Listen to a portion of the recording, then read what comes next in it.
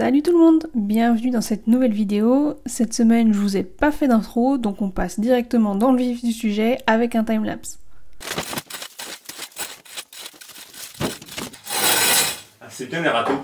Parce que du coup ça laisse la terre là où c'est. Le mec découvre les râteaux.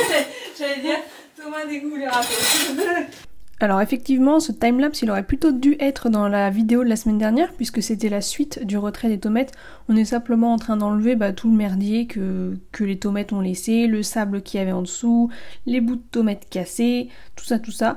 Mais je m'étais pas rendu compte la semaine dernière que j'avais ces rushs là. Donc voilà, je vous les mets là. On fait place neuve, on range tout et c'est nickel.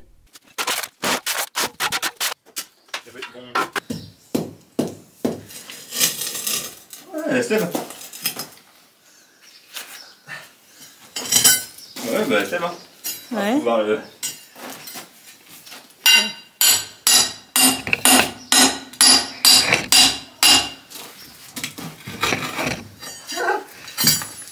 Elle se lève. Peut-être à deux on pour le remplir. Mais je pense qu'il faut qu'on la casse.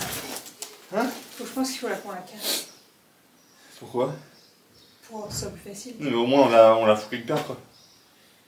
Vas-y, viens, essaie de la soulever. T'as mal au dos? Hein? T'as mal au dos? Non. Ah,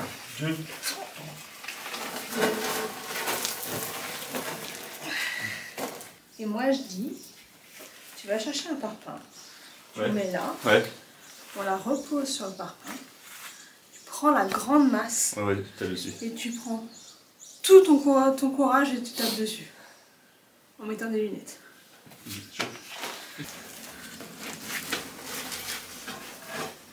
Ok. Comment ça va pas marcher?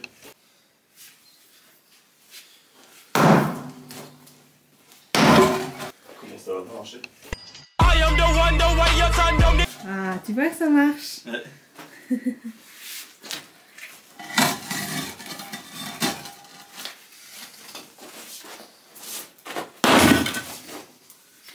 Voilà. T'as encore un dernier? Encore un petit coup.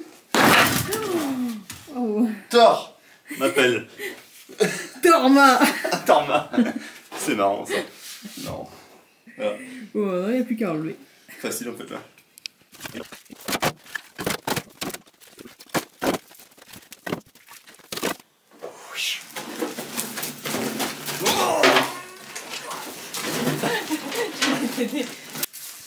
Je sais pas si on vous avait montré, un peu. Bah Bah non, parce qu'on vient de le faire. J'allais dire que ça vous a pas monté le résultat, mais on vient de le faire. Voilà, c'est tout décaissé. Oh, non, pas du tout. Absolument pas décaissé. Quoi? Personne ne peut me tester, être beauf c'est un métier. C'est pas décaissé, on a enlevé les tomates et on a enlevé tous les débris, les gravats. Donc voilà, il en reste encore un tout petit peu des tomates sous l'escalier parce que j'avais pas envie de mettre ma tête sous les araignées. Et il reste ici une petite dalle en béton, mais comme elle prend les conduits de gaz, on n'a pas encore coupé le gaz, bon, on va laisser ça pour l'instant. Regarde-le là. Oh là. À moi à dire. Quel beau faux. Quel beau.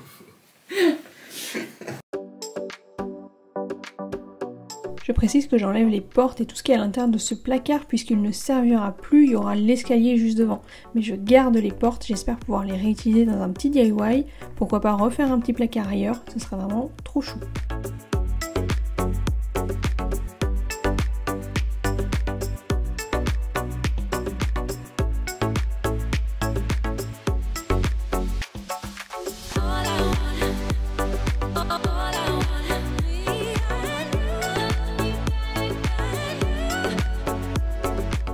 Dedans maintenant. Une nouvelle pièce.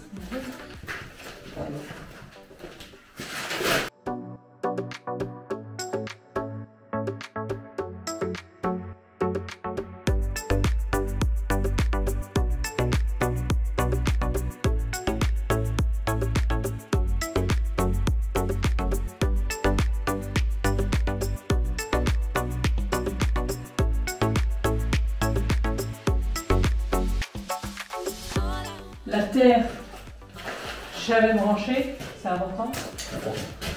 Je sais pas trop ce que c'était ce boîtier. Il y avait pas grand chose de marqué dessus. Je me demande si c'était pas pour régler l'arrivée de gaz. Bon, c'était pas branché à grand chose donc j'ai retiré. Là j'essaie de faire place nette, il y avait des petits rebords en plâtre qui avaient été faits pour poser les étagères. Je m'embête à faire ça à la main mais après je passe au burineur et c'est beaucoup plus facile.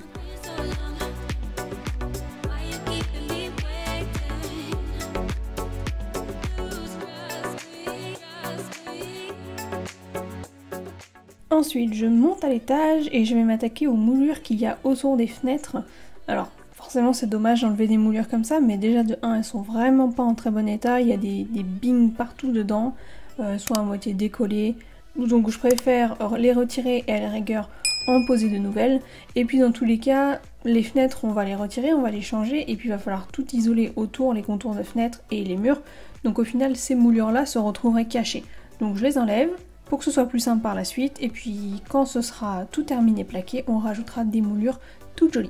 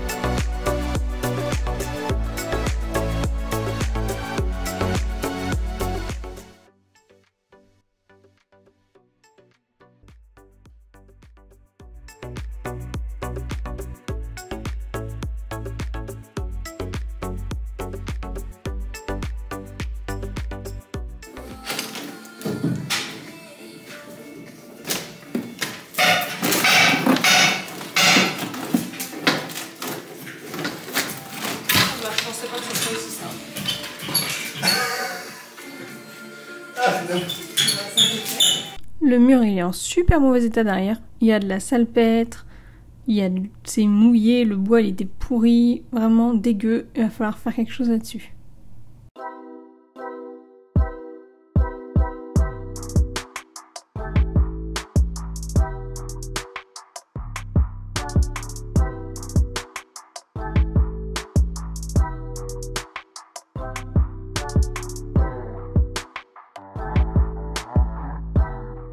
Bon là je change complètement de sujet et je me rattaque au carrelage de la cuisine. J'avoue que je me souviens pas trop pourquoi je me suis mise à faire ça, qu'est-ce qui m'a fait me pencher là-dessus. Peut-être que j'avais envie de voir l'état de la dalle et l'humidité qu'il y avait en dessous ce carrelage, c'est possible. Mais voilà, je me suis lancée à faire ça. Ça m'a pas pris beaucoup de temps, ça m'a pris peut-être 2 heures. C'était pas non plus très compliqué, à part quelques rangées récalcitrantes. Globalement ça s'enlevait très bien.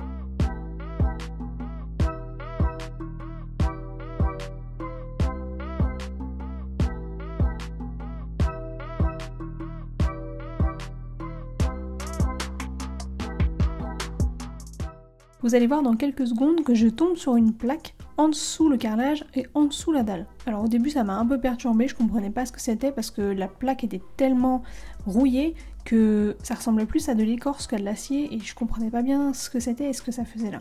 En fait, en dessous cette plaque, il y a un petit regard qui permet de connecter le caniveau des eaux pluviales de la cour, donc qui est juste de l'autre côté du mur, et un gros tuyau en béton qui passe en dessous la dalle sur toute la maison et qui va jusqu'au jardin dans un puits perdu qu'on n'a pas encore exploré. Donc voilà, c'est tout. Alors, bah écoutez, je crois que c'est la première fast cam que je fais de cette semaine, de cette vidéo. C'est pas évident. En fait, là, on est dans une, on vient de sortir d'une phase où on savait pas trop. On était un peu perdus, plus particulièrement moi. On était un peu perdus parce que on savait pas par quel bout crocher en fait, globalement. Il y a tellement de choses à faire dans cette maison. Et quand on n'est pas du métier, quand on n'a jamais vu faire ça ou qu'on n'a jamais fait ça, c'est pas évident de décider par quoi commencer. Donc on était un peu, vous avez pu voir, hein, on a fait des petites choses à droite, à gauche. Qu'est-ce que j'ai fait cette semaine? J'ai décollé les tomates, ça c'était la vidéo de la semaine dernière. Je sais plus ce que j'ai fait cette semaine. Bon bref, vous venez de le voir. On a fait des petits trucs à droite, à gauche. Hier encore, j'étais en train de décoller les carreaux du carrelage. En fait, j'ai arrêté parce que je me suis rendu compte que j'allais pas dans la bonne direction. Donc c'est un peu chaotique. D'autant plus que jusque-là, tout ce qui est maçon, charpentier, couvreur n'était pas passé. Et donc, on avait fait des plans sur Cozy Casa qui nous plaisent à la maison. Mais tant qu'on n'avait pas fait venir un maçon, on ne savait pas si c'était réalisable en fait. Et globalement, le maçon m'a dit que globalement, si on peut tout faire, moyennant forcément certains efforts, certains aménagements et du coup un certain budget. Donc jusqu'à ce qu'on ait cette confirmation du maçon, en fait on était un peu dans le flou parce qu'on voulait pas trop se projeter dans un plan et dans un aménagement de la maison avant d'avoir une validation quoi. Donc ça c'était le premier point de blocage on va dire. Deuxième point, je pense que j'avais perdu un peu de vue l'objectif principal qu'on a sur cette année. On vous en a peut-être pas parlé, mais notre objectif c'est d'emménager dans la maison en mars 2024, sachant qu'on est le 2 juin 2023.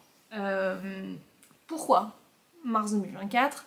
En fait, avec l'aménagement financier qu'on a fait et le prêt immobilier qu'on a, on ne commence à payer le prêt que 8 mois après la signature du prêt. Ce qui nous amène à janvier 2024. Ce qui fait que on est largement confortable pour continuer à avoir notre loyer, puisqu'on est en location actuellement, à avoir notre loyer jusqu'à ce qu'on puisse emménager dans la maison. À partir de janvier 2024, on va commencer à avoir le prêt de la maison et on va devoir, si on n'emménage pas, continuer à payer le loyer de l'appartement.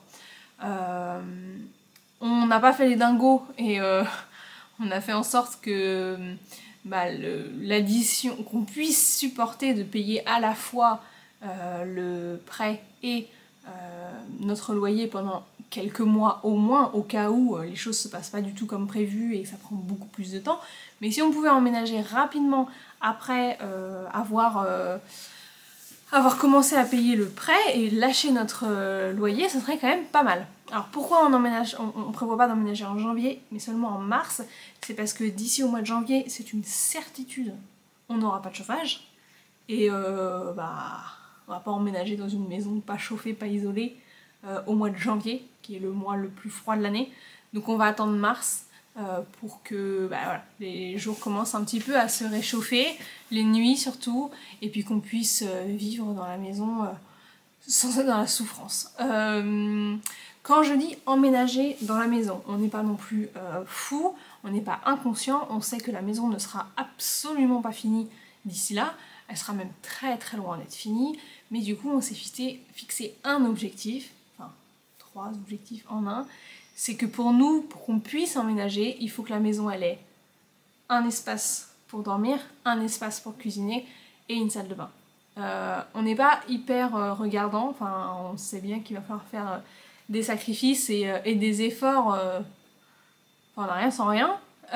Donc nos standards, on va dire, pour ces 3 pièces. Pour la chambre, il faut juste que ce soit un espace, j'aurais tendance à dire au moins plaqué, et qui soit séparé, donc avec une porte, du reste de la maison, histoire qu'on ne dorme pas dans la poussière. Si on est sur l'OSB, c'est pas grave. Pour la cuisine, clairement la cuisine, alors on sera loin d'en être à la cuisine. Donc ce qu'on va faire, c'est que aujourd'hui on est dans un appartement où les locataires, les propriétaires sont un peu... ils font partie des propriétaires qui font pas forcément énormément d'efforts, et donc on n'a pas de cuisine dans notre appartement. Enfin, on a une cuisine, un espace cuisine, mais il y a juste ce qu'on appelle un bloc inox, donc c'est juste un évier. Donc on a que ça, ce qui fait qu'on a notre frigo qui est... c'est pas un frigo encastré, c'est un frigo qu'on pourra emmener dans la maison. On a, alors j'allais dire une gazinière, mais du coup il n'y a pas de gaz électrique, donc c'est pas une gazinière, mais je sais pas comment ça s'appelle.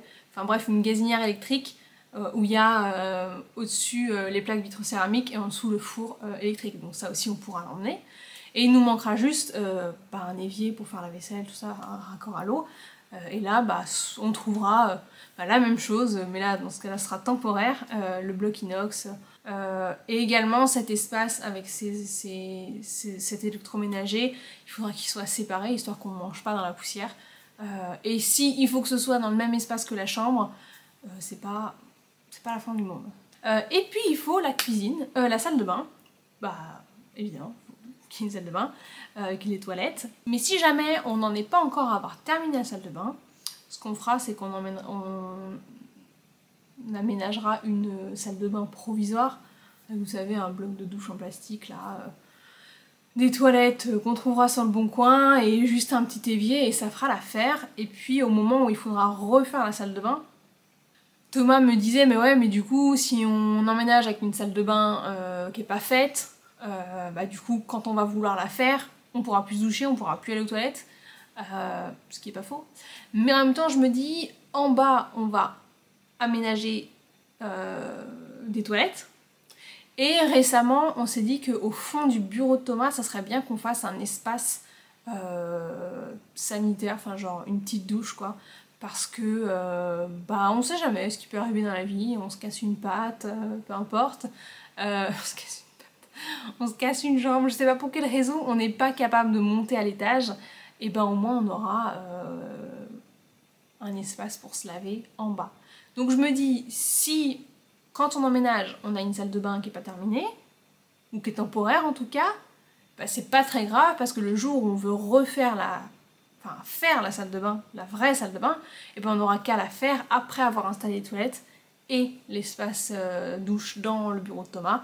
Comme ça on pourra utiliser ces deux espaces-là pendant que la salle de bain est en chantier. Voilà. Maintenant que j'ai identifié le fait que j'avais perdu de vue cet objectif et que j'ai maintenant cet objectif en tête, j'ai pu hier me faire une petite checklist, je suis très liste, des choses qu'il va falloir faire pour arriver à notre objectif, à savoir emménager en mars de l'année prochaine et donc avoir une salle de bain. Cette liste, elle m'a permis de me rendre compte que pour l'instant, on n'a pas du tout, ça part en bus, mais on n'a pas du tout besoin de s'occuper du rez-de-chaussée. Pour l'instant, on laisse ça en stand-by complètement. Du coup, hier, j'ai commencé à enlever les carreaux pour rien. C'est pas grave. Et on va se focaliser sur le premier étage, et pas n'importe quel, enfin pas tout le premier étage, mais que la partie, comment on l'avait appelé dans la vidéo, le grenier. Donc il y a la buanderie, là où il y avait les tomates, où j'ai enlevé les tomates, au-dessus. Parce qu'en fait, à terme, dans cet espace-là, il y aura la salle de bain, et il y aura une pièce à côté, une chambre. Donc on se dit, on va se focaliser là-dessus, pour faire en sorte qu'on ait la salle de bain, et puis après la pièce qui normalement sera notre dressing, et dans un premier temps ce sera notre chambre, notre espace dont on a besoin pour emménager, avec la cuisine potentiellement à l'intérieur, Peut-être que la cuisine, on la fera ici, là où je me trouve, dans le salon secondaire, dans l'extension du salon. Ça dépendra, on verra. Et comme, de ce que j'ai compris de la rénovation, on essaye de travailler de haut en bas, et bien avant de pouvoir faire travailler sur cet espace-là, sur le grenier, ce qu'on appelle le grenier parce que ça nous a été vendu comme un grenier, et bien on va travailler sur le vrai grenier, ce qu'il y a au-dessus en fait. Puisqu'il faut il y a du travail à faire. Sauf que on a vu le maçon, comme je vous ai dit, et alors cette fois-ci je vais vous montrer. Ici, on a dit qu'on faisait une ouverture, une belle ouverture, la plus haute possible, pour que ce soit joli, pour que ce soit grandiose, on va dire. Sauf que, c'est là que le sauf que vient, c'est que ici, je sais pas si vous vous en rendrez compte à la caméra, mais dans la buanderie, les poutres sont beaucoup plus basses que ici. Donc en fait, si on creuse, enfin si on perce ici jusqu'à la hauteur qu'on souhaite, et bien derrière on va se retrouver dans les poutres en fait. Et donc notre maçon nous a fortement conseillé, nous a même demandé qu'on rehausse le plancher ici, les poutres. Alors c'est un truc auquel on n'avait pas du tout pensé pour l'instant. On avait bien remarqué qu'il y avait un problème de nivelage entre cet espace et l'espace d'à côté, mais pour nous, le fait de remonter les poutres n'a jamais été une option. Pour nous, c'était soit on creuse ici pour avoir la même hauteur sous plafond que de l'autre côté, mais en gardant une marche ici. Ou bien on décaisse de l'autre côté, ici, pour arriver à la même hauteur, enfin la même hauteur de sol qu'ici, mais en ayant beaucoup plus de hauteur sous plafond de l'autre côté. Mais égaliser les poutres n'a jamais été une option. En fait, c'est pas complètement con. J'ai envie de te dire, le maçon il est pas maçon pour rien. Et ça réglerait quand même pas mal de problèmes, parce que si on fait ça, on se retrouve... Enfin, si on ne fait pas ça, si on gère la hauteur sous plafond que au niveau du sol, et ben on va se retrouver avec la même problématique en haut. En fait, c'est qu'on va avoir un décalage de hauteur entre les deux espaces à l'étage. Donc effectivement, le plus malin, c'est de remonter les poutres. Sauf que, si on remonte les poutres ici, et ben faut remonter les poutres encore à l'étage. Parce que du coup, sinon on va se retrouver encore avec le même problème. En fait, on décale le problème, et à l'étage, on n'aura pas beaucoup de hauteur sous plafond. Donc il faut décaler ces poutres-là, et les poutres encore au-dessus. Un beau merdier, vous me direz. Tout à fait. Donc bah écoutez, ça va être ça la prochaine étape. Ça va être de déposer le plancher, donc le bois qui a par-dessus les poutres à l'étage, parce qu'on peut pas du tout lui faire confiance. Il y a déjà, on voit seulement des gens qui sont passés à travers, puisque ça a pris l'eau. Et après on va enlever les poutres et on va les surélever, enfin les remettre un peu plus haut. Ça fait peur un peu. Donc voilà. On vous montrera tout ça potentiellement la semaine prochaine. Bon bah du coup j'ai encore oublié de faire une conclusion sur le chantier, donc je vous fais une conclusion à l'appartement. Merci d'avoir regardé cette vidéo jusqu'au bout. N'oubliez pas de vous abonner pour suivre le reste de nos aventures. Et puis à mettre aussi un pouce en l'air pour nous encourager. Et puis bah, on se retrouve la semaine prochaine comme convenu pour s'attaquer au grenier. Bye!